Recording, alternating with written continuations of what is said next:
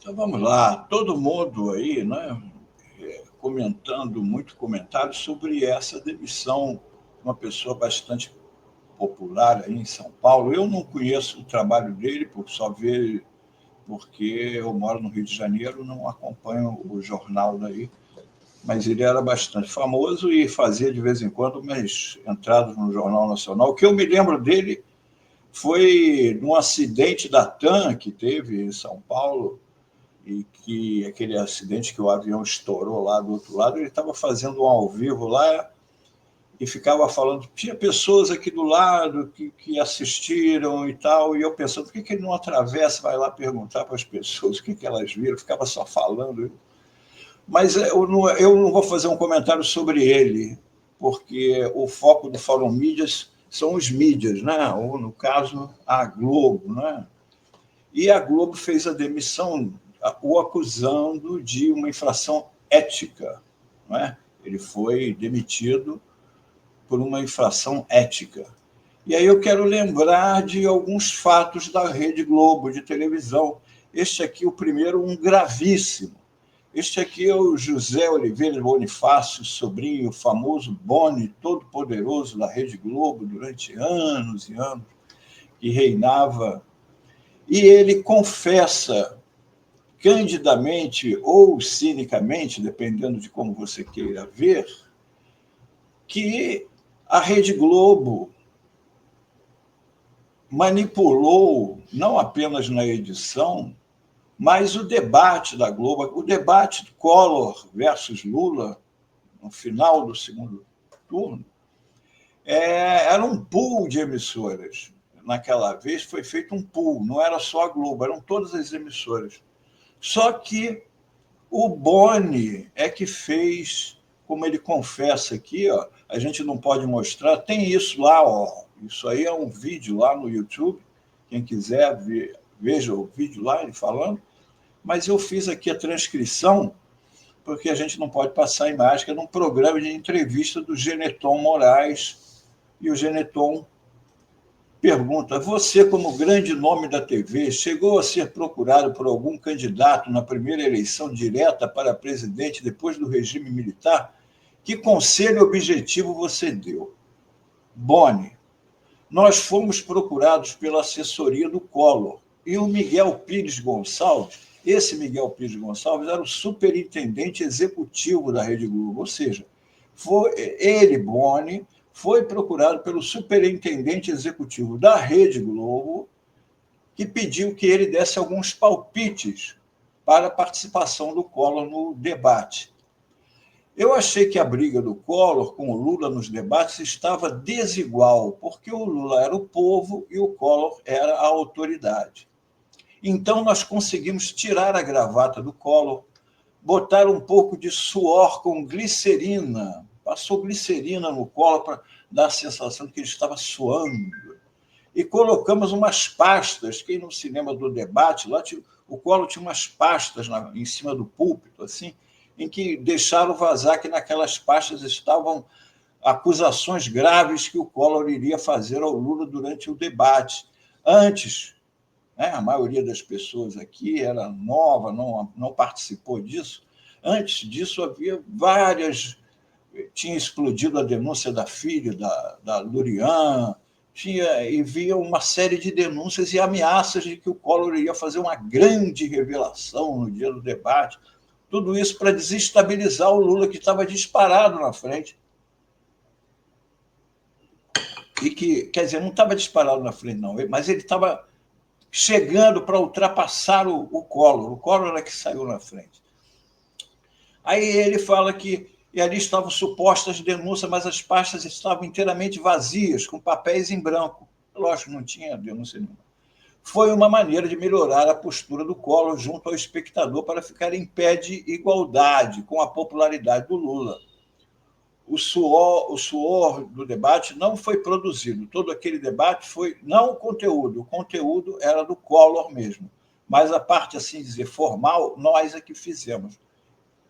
Bom, aqui tem um caso, a Rede Globo, ela não é da família Marinho, ela é uma concessão do Estado brasileiro. As pessoas pensam que a Rede Globo é da família. Não é. O que é a empresa Rede Globo. Mas o que a gente vê é a Rede Globo usando uma concessão do Estado brasileiro. E dentro dessa concessão é proibido fazer isso que a Globo fez aí, manipulando uma eleição presidencial. Manipulando uma eleição presidencial.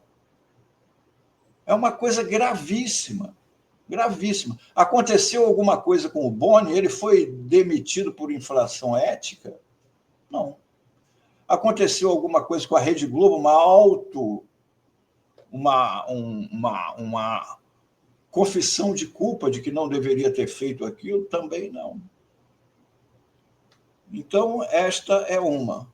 Aqui vem outra. Isso aqui é um pacote de dinheiro. Um pacote que levou à eleição de 2006, onde Lula estava para vencer no primeiro turno contra o hoje seu vice-presidente, à época seu adversário, pelo PSDB, hoje o Alckmin está no PSB, me parece, né? PSB, né, Ivan? Isso, PSB. PSB. O Lula estava ganhando a eleição no primeiro turno. E aí, na sexta-feira à noite, quando é o último dia de campanha, né?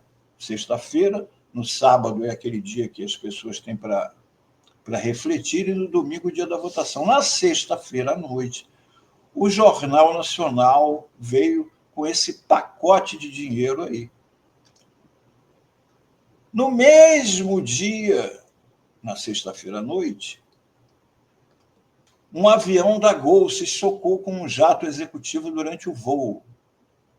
Um Boeing 737 da Gol, que fazia um voo de Manaus ao Rio de Janeiro, ele bateu num jatinho Legacy, pilotado por 2 estadunidenses. As 2 aeronaves colidiram isso aqui é importante, às 16 horas e 56 minutos, 4 minutos para as 5 da tarde. O Jornal Nacional vai ao ar às 8h30, naquela época eu acho que ia às 8. Bom, o Jornal Nacional não divulgou o acidente da Gol. Divulgou isso aqui, ó. O caso dossiê. Essa aqui é a foto da Globo que eles colocaram todo o dinheiro, só o dinheiro e pronto. O dossiê era o seguinte: o caso envolvendo o delegado Edmilson Bruno, olha aqui, uma reportagem do nosso Azenha, lá no antigo Viu Mundo, que, aliás, ainda existe, hoje é tocado pela querida Conceição. Beijo, Conceição. O caso envolvendo o delegado Edmilson Bruno, da Polícia Federal, colocou em risco a reeleição do presidente Lula. É apontado como um dos motivos para a vitória do petista não ter acontecido em primeiro turno. Os aloprados do PT, na definição do Lula, teriam planejado comprar um dossiê contra o então candidato a governador de São Paulo, José Serra, em nome do candidato petista ao mesmo cargo, Aloysio Mercadante. Diziam, né, de que os petistas teriam ido comprar um dossiê contra o Serra para beneficiar a candidatura do Mercadante, que disputava com o Serra o governo do estado de São Paulo. Na avaliação do repórter investigativo Amaury Ribeiro Júnior, petistas foram atraídos para uma cilada e capturados com dinheiro vivo a mando de adversários políticos. Deu no escândalo de dossiê às vésperas do primeiro turno das eleições de 2026, quando Lula tentava se reeleger diante do tucano Geraldo Alckmin. A jogada que ajudou a levar a eleição para o segundo turno foi deixar para vazar as fotos do dinheiro na antivéspera do pleito. O Jornal Nacional não noticiou a tragédia com o avião da Gol, que aconteceu naquela mesma noite, e matou 155 pessoas, alegando que não tinha tempo de confirmar o acidente. Então, nessa sexta-feira, foi aquele, né, sujando, era o PT comprando, o PT, a sujeira do PT, o dossiê do PT, PT. E olha só, no outro dia, Folha, isso aqui é sábado pela manhã, Folha e o Estadão dão como manchete principal o avião da Gol. O avião da Gol se choca no ar e desaparece. O avião ainda não havia sido encontrado. E aqui fotos mostram dinheiro do dossiê na Folha de São Paulo e o Estadão PT tenta vetar fotos do dinheiro e quer impugnação de Alckmin. Lembrando que sábado não havia programa eleitoral, o PT não tinha como responder aquilo. E aqui nós temos os dois, parece que eles fizeram a capa juntinhos, né? A Folha e o Estadão, na mesma disposição, olha aqui. E repare aqui que eu destaquei em amarelo, tem uma figura aqui, ó, com capuz, assim como se fosse um bandido, né? Olha quem é a figura aqui, ó, em destaque maior. Olha aqui, ó. O presidente Lula, como se fosse um maloqueiro. Entendeu? A capa, reparem, olha lá. Aqui é o Lula embaixo, ó. Nos dois, igualzinho. O Lula com uma capa de chuva, como se fosse um bandido com o rosto encoberto debaixo do pacote de dinheiro. Essa foi a segunda da Globo, esta que passou, que levou a eleição para o segundo turno. Mais uma manobra. Essa daqui todo mundo conhece, porque é mais recente, que é o da Lava Jato. Olha lá o fundo, o duto de dinheiro, diariamente no Jornal Nacional, todos os dias batendo no presidente Lula e no PT, no roubo. Né? E aqui, ó, Vladimir Neto prestou assessoria para Dallagnol. O Vladimir ele é até hoje repórter do Jornal Nacional. Meu objetivo aqui não é pedir a cabeça do Vladimir Neto, eu volto a falar. O assunto aqui é Rede Globo. Por um acaso, é o Vladimir, o repórter. Né? O Vladimir Neto prestou assessoria para o Dallagnol, que mostrou intimidade com João Roberto Marinho da Globo. Veja bem, pelo que dizem aí, o Bocardi foi demitido porque ele teria prestado assessoria a políticos ou alguma coisa assim fora da Globo. Aqui é o Vladimir Neto, a mesma coisa. Aqui é um print de uma conversa da Vaza Jato comprovando esse relacionamento. Não é uma ilação.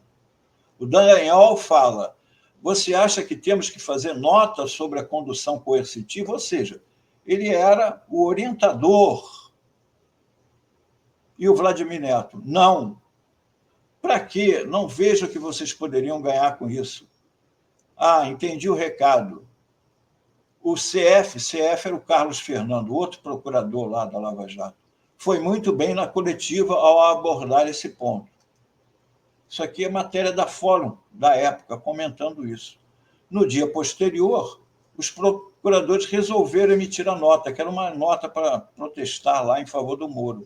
Antes da divulgação, Dallagnol enviou o texto ao repórter da Globo. A nota ficou excelente, CF, Carlos Fernando, bem melhor do que a que tinha feito. Sou a favor. Deixa eu consultar o Vladimir Neto. Cerca de 3 minutos depois, Dallagnol volta ao grupo para colocar as impressões do jornalista.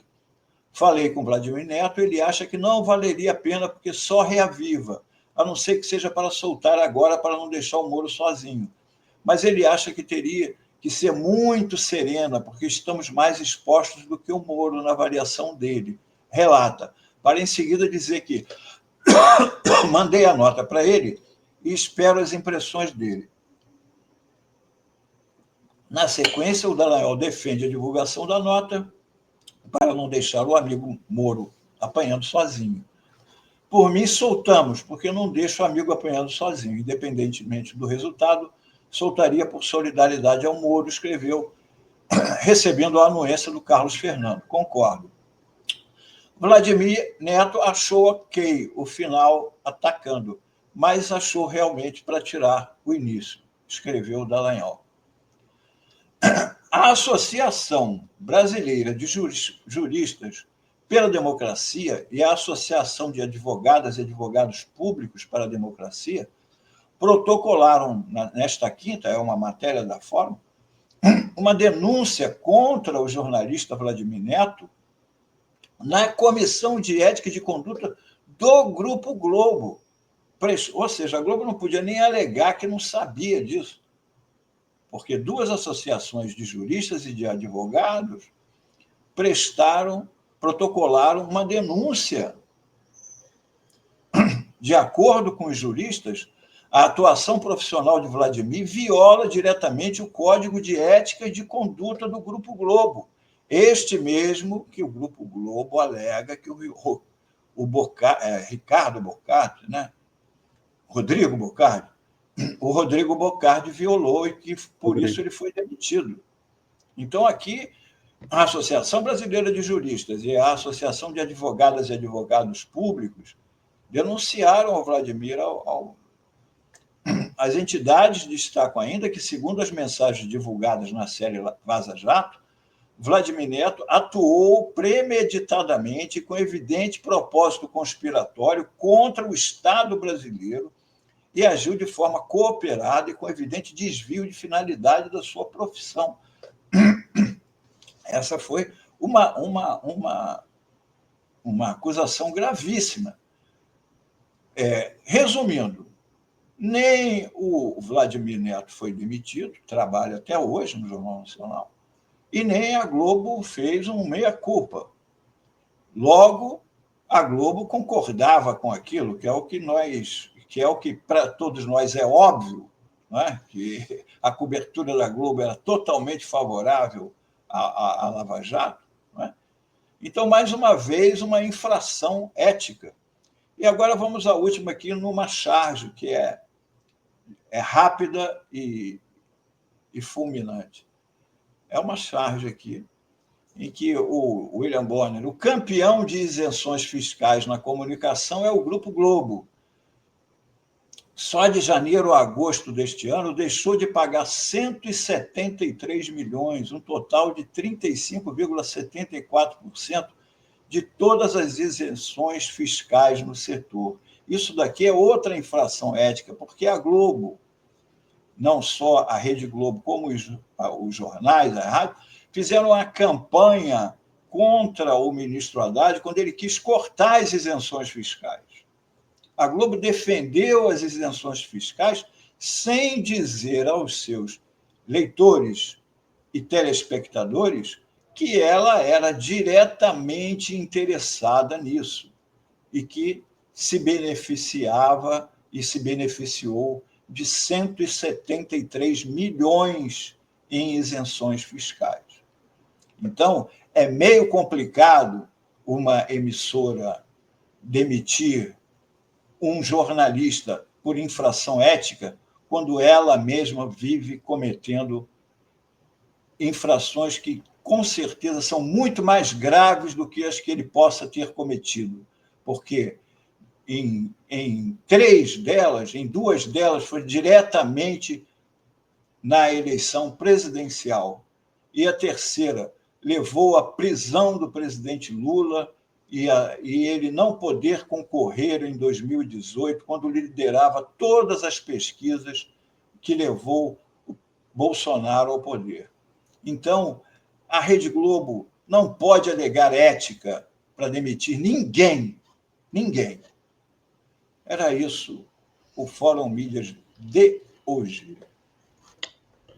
Boa, Melo, muito bom. Muito bom, uma abordagem bem interessante sobre essa questão da demissão do Rodrigo Bocardi, porque foi algo que repercutiu muito nas redes esse final de semana, né? A gente até noticiou isso no site da Fórum, e foi uma matéria que teve bastante acesso, porque é uma figura conhecida, causa um certo apelo, e ele também já se envolveu em algumas situações bastante controversas, né? Para não usar outras palavras, porque tem declarações dele ali de tom racista, né, que já foram ao ar, tem aquele caso icônico do jovem que jogava tênis no Clube Pinheiros, que é um clube de elite em São Paulo, e que o Rodrigo Bocardi julga ser um pegador de bolinha, né, que ele não seria um atleta que treina no Clube Pinheiros, né? Mas você trouxe aí uma perspectiva que não está ligada à pessoa Rodrigo Bocardi,